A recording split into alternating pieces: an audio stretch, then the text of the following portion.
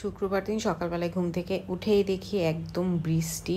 তো ভাবলাম একটু খিচুড়ি রান্না করি। তো এজন্য ১ম এ আমি হচ্ছে তেলের মধ্যে তো সব মশলাপাতি দেয়া আছে। কেন জানি মনে হইতেছিল যে আচ্ছা আগে মশলাগুলো রাখার জন্য আমি এক্সট্রা কোনো বাটি পাই নাই।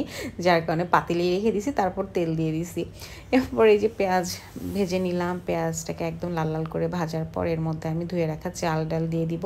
এখানে আমি হচ্ছে পোলাও চাল ইউজ করছি। আমরা যে নরমাল ভাত খাই, ভাতের চাল ইউজ করছি, মুগ ডাল ইউজ করছি আর হচ্ছে মসুরের ডাল। সবগুলোই আমি একটু, একটু করে নিয়ে রান্না করছি আরকি। কোনো মাপ আসলে দেইনি।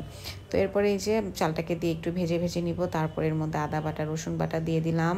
আদা বাটা, রসুন বাটা দিয়ে একটু ভালো করে ভেজে নিলাম। তারপর এর মধ্যে গুঁড়া মসলা, হলুদের গুঁড়া, মরিচের গুঁড়া, ধনে গুঁড়া, জিরা গুঁড়া সবকিছু দিয়ে এখন ভালো করে ভেজে নিব। এটাকে মোটামুটি আমি ৬ থেকে ৭ মিনিটের মতো সময় নিয়ে হচ্ছে ভেজে নিছি। ভালো করে হচ্ছে চাল ডাল ভালো করে ভেজে নিয়ে এর মধ্যে হচ্ছে গরম পানি দিয়ে দিব। আমি এখানে টোটাল রান্না করছিলাম ২.৫ পট চালের খিচুড়ি, মানে ২.৫ পট চাল ডাল মিক্স করা খিচুড়ি। তো ওই হিসেবে আমি পানি দিয়ে দিলাম ৫ পটের মতো। মানে আমি একটু মাখা মাখা খিচুড়ি রান্না করবো, একদম ল্যাটকাও না আবার একদম বেশি ঝরঝরাও না।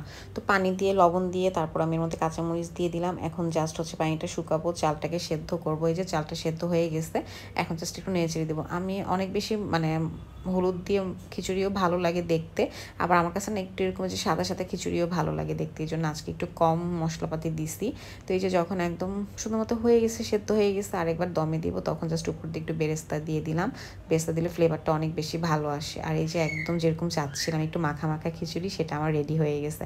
আপনাদের কাদের কেমন খিচুড়ি পছন্দ জানাবেন। কারো কি ল্যাটকা খিচুড়ি, নাকি হচ্ছে এরকম ভুনা খিচুড়ি, নাকি এই যে এটার মতো মাখা মাখা খিচুড়ি।